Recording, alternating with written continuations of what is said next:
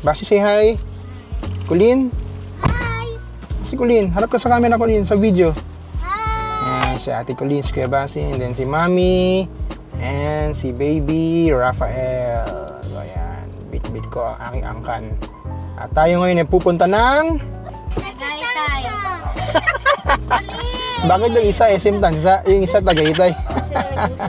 So yun guys, balikan ko kayo at magkita-kita tayo doon. Maligayang araw ng kalayahan sa ating lahat.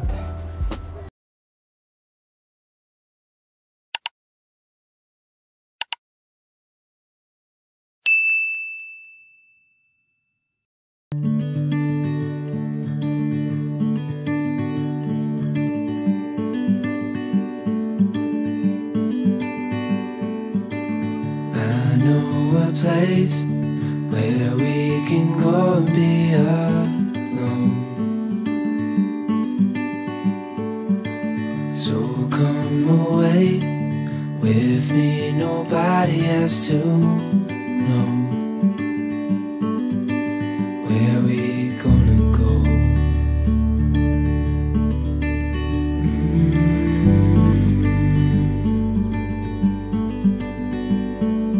I was just calling to see if you're free to run away with me, to run away with me. Don't. So nandito na tayo ngayon sa Tagaytay. Kita nyo naman, no, ma-foggy ngayon, no? Sa kanan, nandyan yung view ng Taal. And then ito, diretso lang tayo. Tingin tayo kung saan tayo makakarating. Hindi pa natin sure. Ano ba, sasabaw ba tayo? Coffee?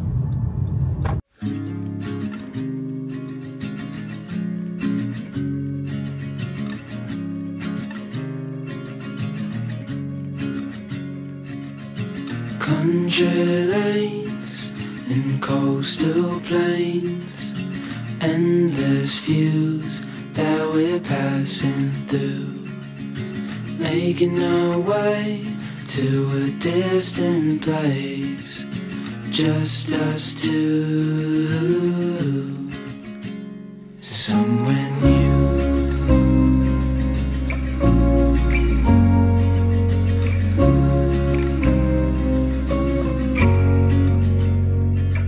We watch the sky. So guys, na tayo sa Starbucks Hiraya. Ay. As expected, mahaba yung pila. Pero ikutan natin. Hindi mo naman dun pa lang sa labas o pila na. Chocolate pa. Okay. Grabe ang haba ng pila. So guys, mukhang cancel tayo. Kitang-kita nyo naman ang haba ng pila. Gaya nga nasabi ko sa inyo, tignan na natin kung ano yung pwede natin magawa dito sa Tagaytay. Kasi ang first option ko talaga is mag Starbucks Hiraya. Pero kitang-kita nyo naman na ang haba ng pila. So I think hindi siya, lalo pag may kasama kang bata. Tapos nga pala guys, dito kasi nakapag coffee na ako dito. Kapag magpa-park ka dito, may free parking ka na 2 hours. Tapos yan, tingnan nyo, haba ng pila. Free 2 hours.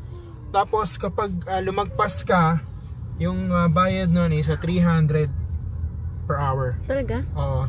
So kaya kung ano ba, may sakyan ka, magpa-park ka dito, dapat 2 hours lang talaga yung mag-stay mo. So yun. Kasi di ba, nagmotor ako dito dati. Dito kami. Umaga naman kami pumunta noon. May pila siya pero hindi ganyan. Pero yan, actually ni-expect ko na ganito yung mangyayari. So guys, sorry. Nalungkot ba kayo? Hindi naman. Okay.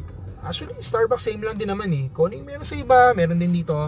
Ang pinagkaiba lang ng branch na to, ng Starbucks is yung view. Talagang ang ganda sa loob. Yun lang talaga yung reason kung bakit yung mga tao mas pinipili nila na dito mag-coffee.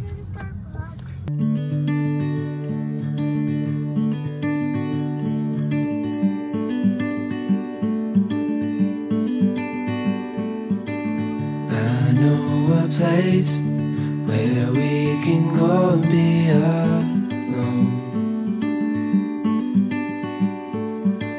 So come away with me, nobody has to know where we gonna go.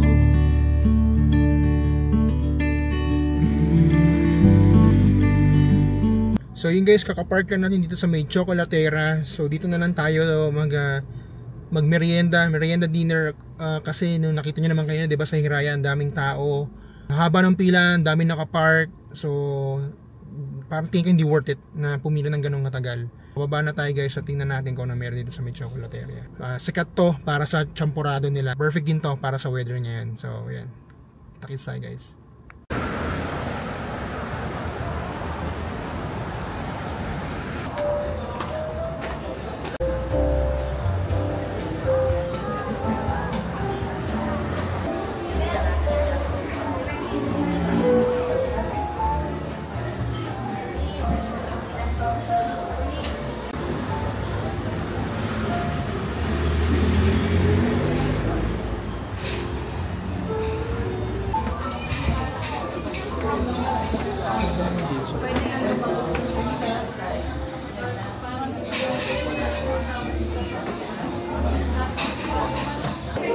Okay. Isang Chocolateria champurado. Yes, sir. Ito, tablea champurado, yung double. Original churros. Tapos isang longganisa bolognese. Ito chocolate na yung sweet double. Yun lang. Ano ba yun? Ano ba sa'yo? Watermelon daw. Sige, isang watermelon.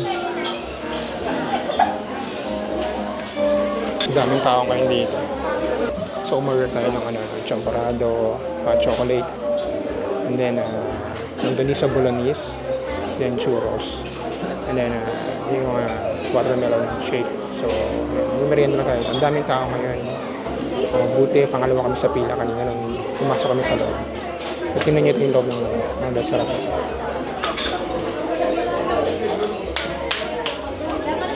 Madali na naman puntahan to guys. Malapit lang naman siya sa rotonda ng Tagaytay.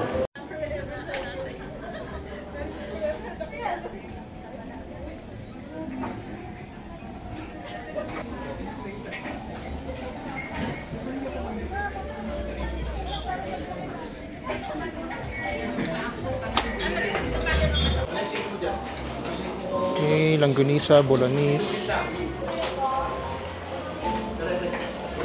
Try natin tong pasta bolognese. Itong longganisa bolognese nila.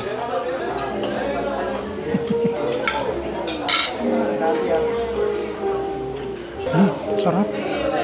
Guys, sarap ng longganisa bolognese. Tinesting ko lang naman to eh.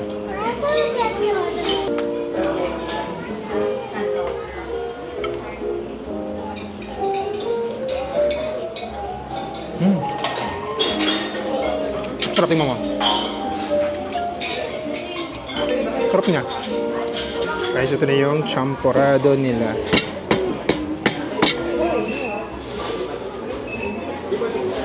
Meron din kasama chicharon. Tsaka, ano to?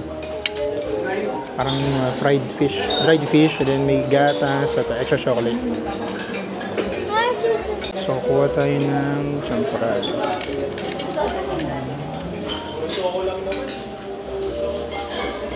Ooh.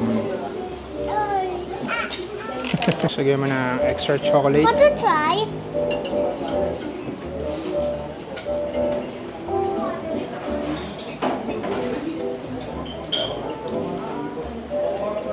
So, tikman natin yung champurado nila.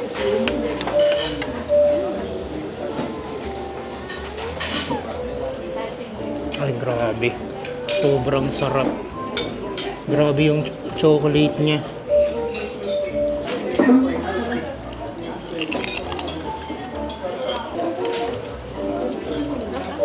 Perfect for the chilly weather.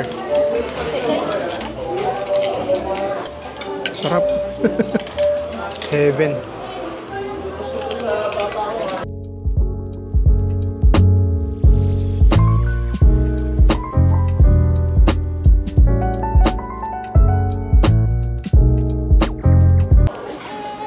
Ito yung hot chocolate.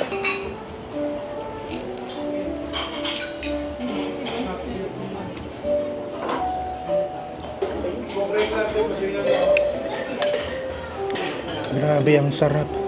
Kasi ang sarap ng chocolate nila. Ano po yung parang bagnet. So guys, ito na yung churros. Tapos may kasamang dip na chocolate. Tika mo, anong lasa? Anong lasa? Masarap.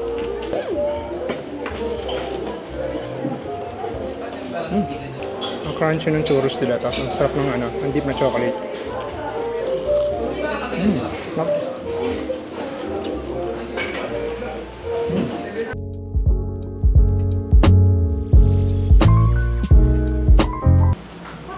So guys, ang total bill natin is 2,300 pesos para sa ganong merienda. Pero sulit naman kasi sobrang sarap. So guys, so katapos na namin kumain at yun, sulit, masarap dito. Walang hindi masarap, lahat masarap. Siguro pauwi na kami, pero baka mag-drive-thru muna kami sa McDonald's kasi gusto rin na lang kumain ng burger. Kakalabas lang natin sa may chocolateria. Masabi ko, actually, masarap yung pagkain nila. Masarap yung masarap lahat kasi gawa nung yung kakaiba yung lasa nung nila, yung tsokolate na ginamit nila sa champurado, sa hot chocolate, yung chocolate dip ng churros nila. Actually, chocolate lang talaga. Kung pupunta kayo dito, huwag yung kalimutang orderin yung champurado nila kasi yun talaga yung yan sila kilala. So yun guys, dito ko na natapusin tong vlog na to.